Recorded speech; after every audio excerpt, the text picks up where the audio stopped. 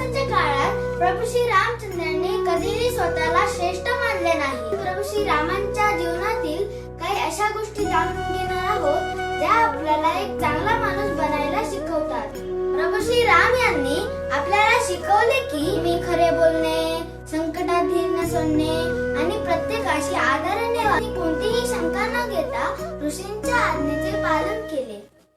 रामाविना मुखी शास्त्र कोटी वाचा, व्यर्थता मुखीचा राम नामूना वाचा. राम ज्याचे नाव, राम ज्याचे रूप, भक्तीच्या फुलाने सजला रामदीप. नमस्कार मित्रांनो, वेदांश विजन मध्ये तुमच्या सर्वांचे स्वागत आहे. मित्रांनो, सर्वप्रथम तुम्हा सर्वांना रामनवमीच्या मंगलमय शुभेच्छा. सकल गुणनिधी रघुकुल तिलक प्रभू श्री रामचंद्र यांच्या चरणी माझे कोटी कोटी प्रणाम. आज रामनवमी, त्या दिवशी या पृथ्वी तलावर अधर्माचा नाश करण्यासाठी साक्षात विष्णू भगवंतांनी प्रभू श्री रामांच्या रूपाने अवतार घेतला.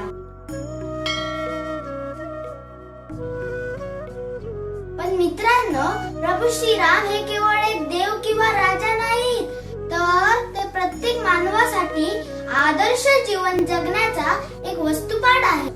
आजच्या रामनवमी विशेष व्हिडिओ मध्ये आपण प्रभू श्री रामांच्या जीवनातील काही अशा गोष्टी जाणून घेणार आहोत ज्या आपल्याला एक चांगला माणूस बनायला शिकवतात.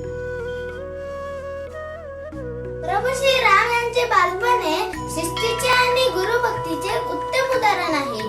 राजपुत्र असूनही त्यांनी वशिष्ठ ऋषी यांच्या आश्रमात राहून कठीण शिक्षण घेतले. विश्वामित्र ऋषींनी जेव्हा त्यांना सहाय्यासाठी पाचारण केले तेव्हा त्यांनी कोणतीही शंका न घेता ऋषींच्या आज्ञेचे पालन केले. प्रभू श्री राम यांनी आपल्याला शिकवले की आयुष्यात कितीही मोठे पद मिळाले तरी आपल्या गुरूंचा आणि माता पित्यांचा शब्द हा अंतिम असला पाहिजे. पितृवचन पाळण्यासाठी त्यांनी एका क्षणात अयोध्येच्या राजवैभवाचा त्याग केला. वनवासाच्या काळात प्रभू श्री रामचंद्रांनी कधीही स्वतःला श्रेष्ठ मानले नाही. त्यांनी निषादराज गृहकाला आपला मित्र मानले. शबरी मातेची उष्टी बोरे अत्यंत प्रेमाने स्वीकारली आणि एका छोट्या खारीच्या सेवेचेही कौतुक केले. यातून आपल्याला काय बोध मिळतो? माणुसकी. प्रभू श्री रामचंद्रांनी आपल्याला शिकवले की माणसाची जात किंवा त्याचा दर्जा महत्त्वाचा नसून त्याच्या मनातील प्रेम आणि भक्ती महत्त्वाची असते. आजच्या समाजात जर आपण एकमेकांचा असाच आदर केला तर खऱ्या अर्थाने रामराज्य उतरेल. जेव्हा सीता मातेचे अपहरण झाले तेव्हा प्रभू श्री रामचंद्र कोलमडले नाहीत. त्यांनी संयम ठेवला आणि आपल्या वानरसेनेला सोबत घेऊन अन्यायाविरुद्ध लढा पुकारला. रावणासारख्या महाविद्वानाचा वध करणे हे केवळ एक वैयक्तिक युद्ध नव्हते, तर तो अहंकार व सत्याचा विजय होता. प्रभू श्री रामचंद्रांनी रावणाच्या मृत्यूनंतरही त्याला योग्य तो मान दिला, कारण त्यांचे शत्रुत्व हे विचारांशी होते, व्यक्तीशी नाही. हेच त्यांचे मोठेपण आहे. मित्रांनो, प्रभू श्री राम यांचे जीवन म्हणजे सत्याचा मार्ग आहे. आज आपण केवळ त्यांच्या मूर्तीची पूजा न करता त्यांच्या गुणांची पूजा करायला हवी.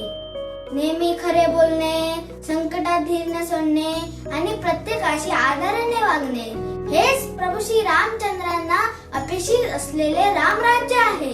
चला तर मग या रामनवमीला आपण संकल्प करूया की आपणही त्यांच्यासारखे मर्यादा पुरुषोत्तम बनण्याचा प्रयत्न करू. तर मग मित्रांनो, कसा वाटला तुम्हाला माझे व्हिडिओ? मला कमेंट करून नक्की सांगा. व्हिडिओ आवडल्यास व्हिडिओला लाईक करा, शेअर करा आणि चॅनलला सबस्क्राईब करा. पुन्हा एकदा तुम्हा सर्वांना रामनवमीच्या मंगलमय शुभेच्छा.